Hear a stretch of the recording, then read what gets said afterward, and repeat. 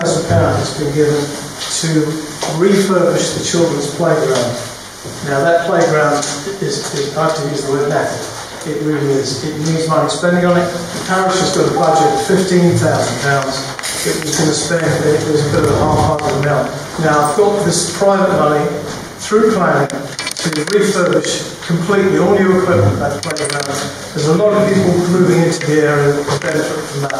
I've taken that £15,000 and I've convinced the parish to use that money on the rest of West Mountain People Park. That's how we're funding the wildflowers.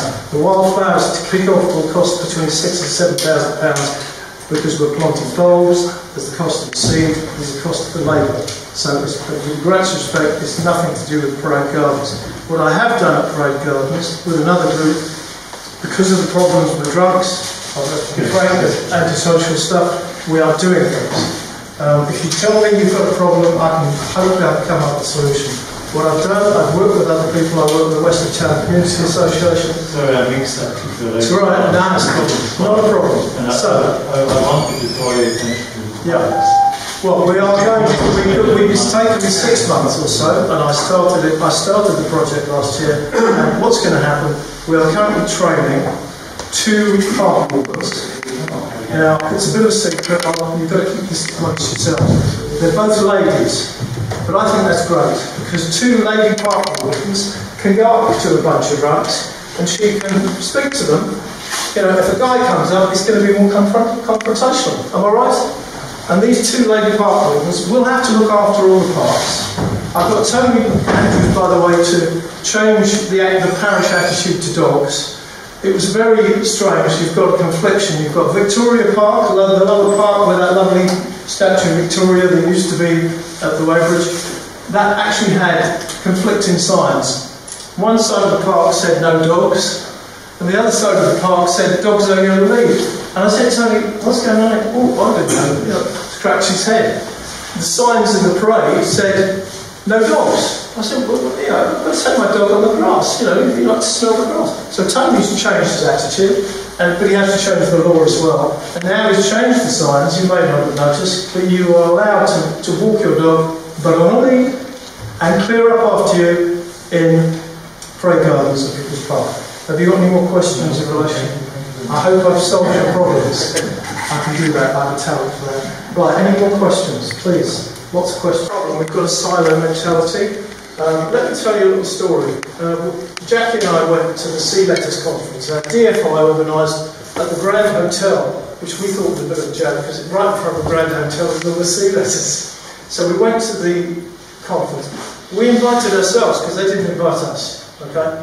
And we had a lecture day, first of all, where people from all over the world, you know, they come along. To be fair, DFI had been a bit sneaky, and they paid for them to come. They had offered them 500 quid each to cover their travelling expenses. So, you know, a bit of money coming out of our pockets to pay for this. Anyway, these lectures went on, and then there was a brainstorming session. I think it was in the afternoon, or was it the next day? Next day, and we were split up into tables. And we hadn't had the opportunity to present Glyn's idea, because we weren't allowed to. They wanted to listen to all these international people with all these great ideas. I could tell you about that, but I'll get to the point. I ended up sitting at a table with a mixture of scientists, international people, and right opposite me was a chap that didn't seem very friendly, but I didn't talk to him at all. So anyway, we had this brainstorming thing, and then somebody said, well, you know, has anybody got a solution? And I thought, well, I'm going to sit here and I'm going to be quiet. Because I was going to tell them about Glyn's idea. I thought, I'll listen. And nobody came up with a solution, so I said, you know, I can tell you. And I told them about Glyn. I told them about the Credible Food Project. Now, what I haven't expressed is one very important point. Maybe it won't matter to us, but it matters to our grandchildren. Carbon sequestering. Okay, Glyn didn't make a big point of this. I'll moan it in later. All of this stuff is all about getting the nitrogen. But the secret, and why the cover crops are important, is every time this cycle happens, it pushes carbon back into the soil. It's a wonderful thing. Trees are made of carbon, but all that stuff down below as he said, the farmers come along with the big ploughs, all the carbon goes up in the sky. Now stop the ploughing, keep the microbes working, and you get the carbon back in the ground.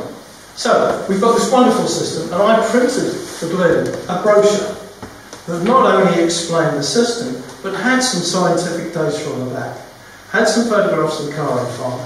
And this guy that was sitting opposite me was not, he wasn't convinced. So I said, look, have a look at this brochure. It explains everything, and it gives you, some ideas of what's happening here. And he didn't introduce himself. He said, well, I don't need that. I don't need to read that. I've got a PhD.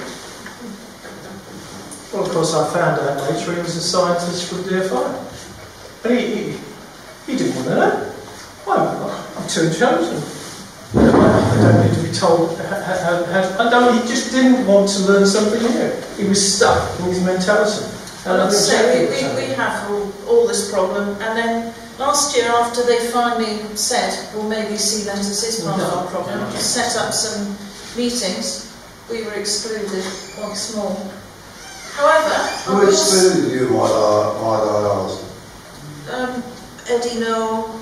Oh, that's normal. Yeah. And Steve Luce and Willie Peggy.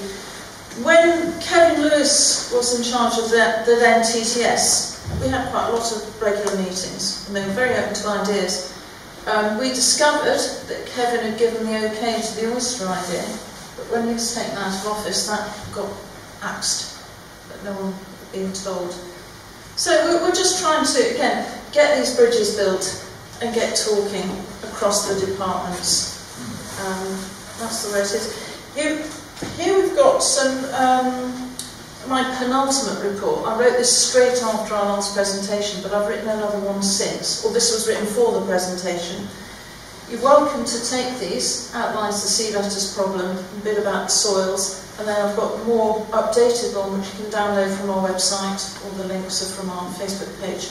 But go to sosjersey.co.uk, and the link's there on the home page.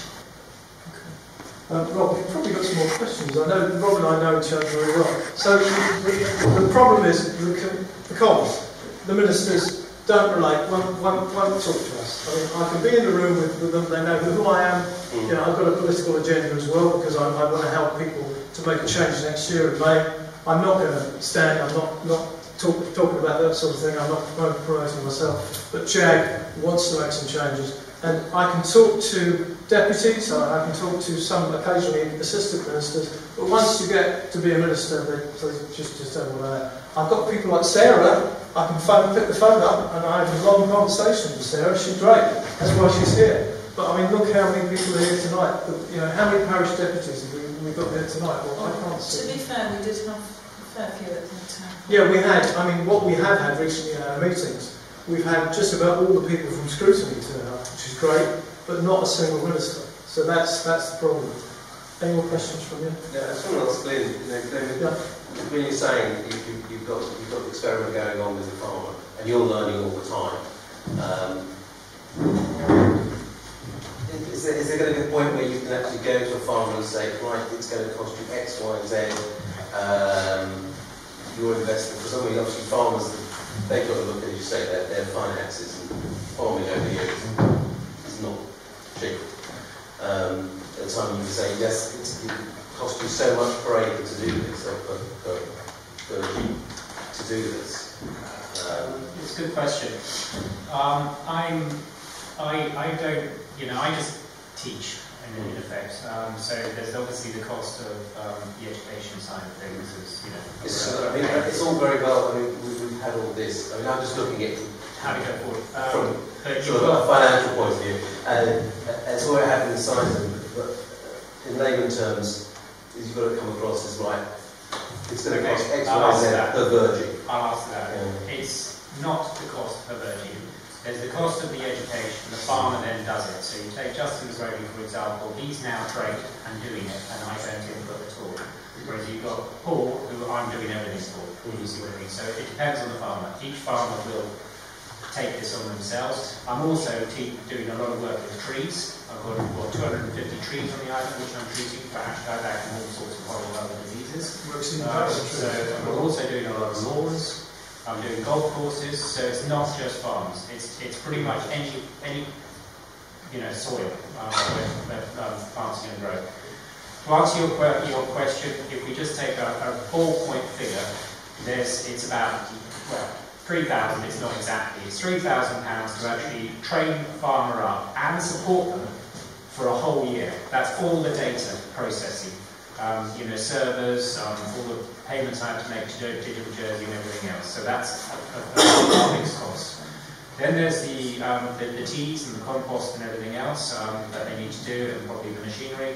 So if you're talking about, I don't know, £8 grand or whatever for a whole season, for an acre or a hectare or 50, it doesn't matter on the size. It's pretty much that's what it costs for the actual thing. Because the compost is not the biggest cost.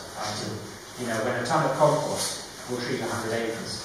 Now, this is the big one. What is the cost to the people of Jersey, to the farmer, to carry on going with chemical? Let's think about that. What are they talking about? 300 or 200,000 or whatever it is for a new nitrate filtration system? Then there's all the costs. No, excuse me, 6 million. Sorry, 6 million. 6 million for the nitrate filtration. Then you've got all the cost of the health factor. And then you've got to get rid of the nitrates you've taken out. You've got the cost to Jersey Water for doing all this thingy. So actually, what is that cost to the farmer? It's nothing. But the cost to us is so much more. Now, if you could sort of like offset